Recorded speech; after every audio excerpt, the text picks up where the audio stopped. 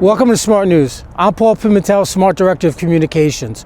We're broadcasting here from Washington, D.C., where in another month, on January 20th, a new administration will take over.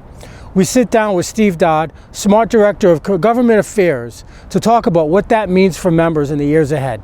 We're going to be on defense when we go to bed at night and when we wake up the next morning.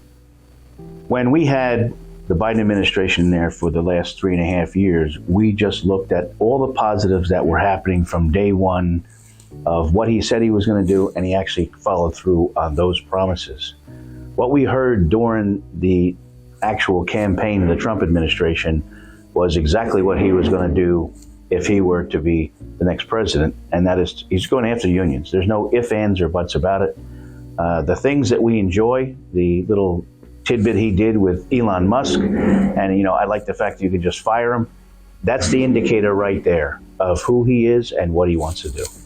And let me just put it to you this way.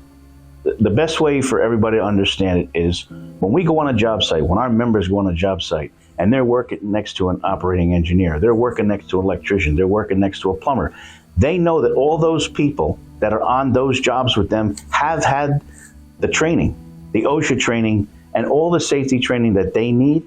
So they're not thinking about that in the back of their head, oh my God, I got to worry about this guy going to drop something on me. They're not worried about, oh my God, is this guy going to drive this little man lift into me? Those things are given that they have had the same type of safety training that we have. When they go to work every day, we want them to go home, and that's how come they can, because they have that thought process in their head where, you know what, they've had the same training I do. We are going to have to be very vigilant in our efforts statewide, on the state level where we have control of those state and local governments.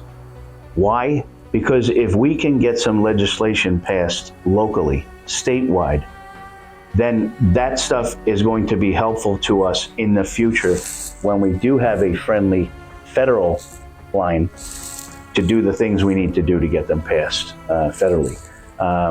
That is going to be, I think, our number one priority, is to try to still continue to do the things we can do on the state and local level, build those relationships with those officials, understand and see why I say all the time, elections can have rewards, but they can also have consequences. We're going to see the consequences of those elections that happened head on right out of the gate.